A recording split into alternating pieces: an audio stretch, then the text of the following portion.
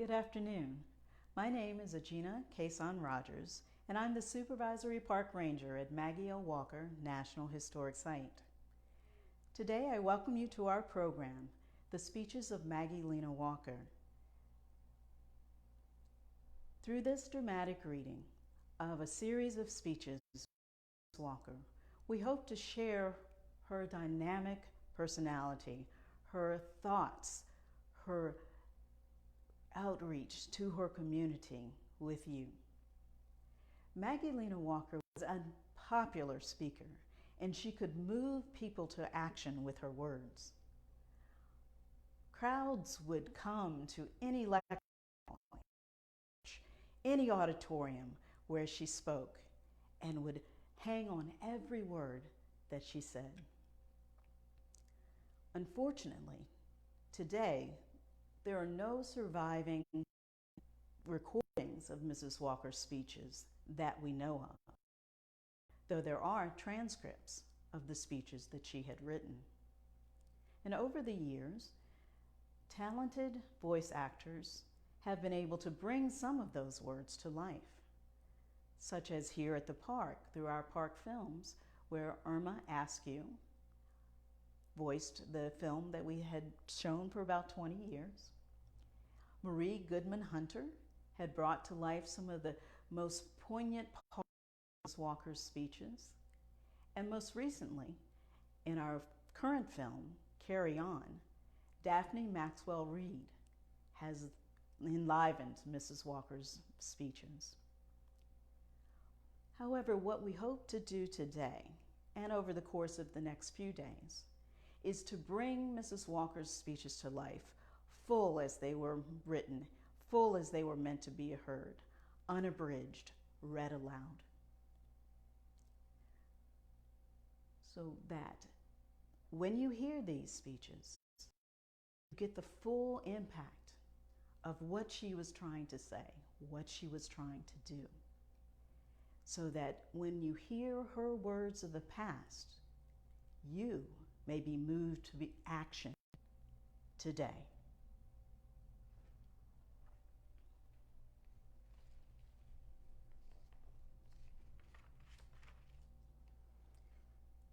This first presentation is a speech of Mrs. Walker's that is the most iconic. It was presented in 1901 as an address to the 34th annual session of the Right Worthy Grand Council of Virginia, the Independent Order of St. Luke, and it was held at the 3rd Street Bethel AME Church in 1901, where Mrs. Walker, as the Right Worthy Grand Secretary Treasurer of the organization, was addressing the council. And she begins. Right Worthy Grand Chief, officers, and members of this grand body, time has come again to give you an account of my stewardship, and I lay before you a detailed account of the transactions of this office, as well as to acquaint you of some of the things necessary to place our order in the front rank with other beneficial associations. Time and conditions change so rapidly that unless we keep on the alert, ever working, watching, improving, and learning, we will be left behind in the race of progress. Eternal vigilance is the price of success. Increasing in membership at a rate which is without precedent in the order, bringing into our ranks men and women of the highest intelligence, standing, and character. To stand still and keep in the same old rut would be a positive crime, and downright refusal to use those powers, advantages, and opportunities which God has given us to make our order the strongest, best, and most beneficial. Since our last meeting, 1,400 new soldiers and 29 more councils are bearing aloft the glorified cross of our patron, St. Luke. Into this army have come teachers, preachers, lawyers, doctors, businessmen, working men and women. We have invited all, and all have come. The good and true, the noble and pure, men and women from every rank and walk of life. But have these come to us simply because they wish us to administer to them in hours of pain and wipe the death damp from their brow when disillusion cometh? Then why have they come? They have come hoping and wishing for an opportunity to join hands and still further cement our fraternal band. Shall we do them? Shall we chill the enthusiasm by inactivity, or shall we bind still stronger and tighter the thousands we have and unite heart, hand, and head in the development of our noble order? What do we need to still further develop and prosper us numerically and financially? First, we need a savings bank, chartered, officered, and run by the men and women of this order. Let us put our monies together. Let us use our monies. Let us put our money out as usury among ourselves and reap the benefits ourselves. Shall we longer continue to bury our talent, which the Lord has given us, wrapped in a napkin and hidden away, where it ought to be gaining us still more talents? Right worthy Grand Chief, brethren and sisters, let us awake. Let us have a bank that will take the nickels and turn them into dollars. Then, as our patron saint went about doing good, how easily can this great organization now start and do good in our ranks? Who is so helpless as the Negro woman? Who is so circumscribed and hemmed in the race of life, in the struggle for bread, meat, and clothing as the Negro woman? They are even being denied the work of teaching Negro children.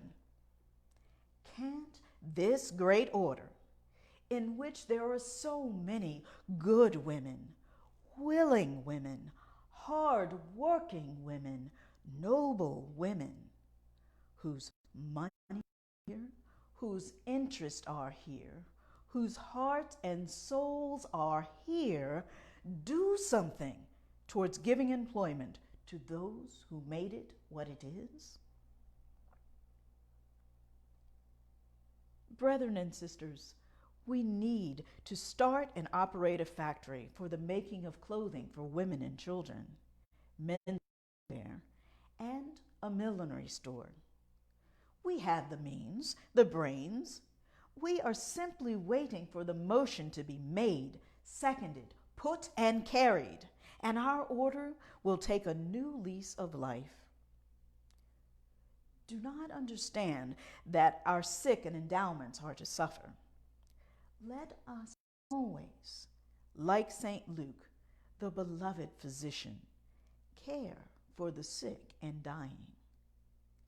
But at the same time, let us have a bank and a factory, and let our cry be, let us save the young Negro woman. Let us feed and clothe her and give her a chance in the race of life. What we need is an organ, a newspaper to herald and proclaim the work of our order. No business, no enterprise which has to deal with the public can be pushed successfully without a newspaper, a trumpet to sound the orders, so that the St. Luke upon the mountaintop and the St. Luke dwelling by the side of the sea can hear the same order, keep step to the same music, march in unison to the same command, although miles and miles intervene. This paper, begun small, published monthly at first, can be developed into a paper by for the order. We have the men, we have the women, we have the brain. Let us form a partnership of heads and brains and actually do something.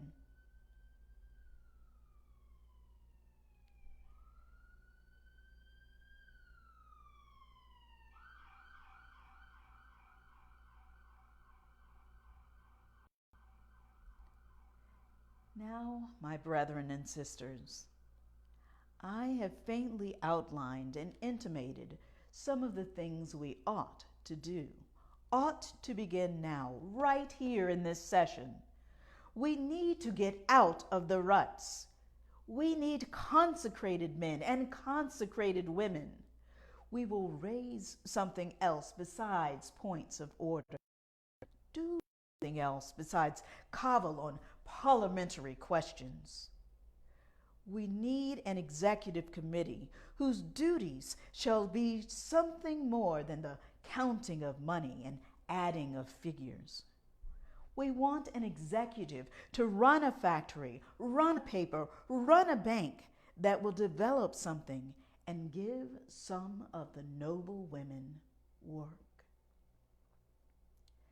Brethren and sisters, let us arise, be strong and work, and the Lord will abundantly bless our efforts.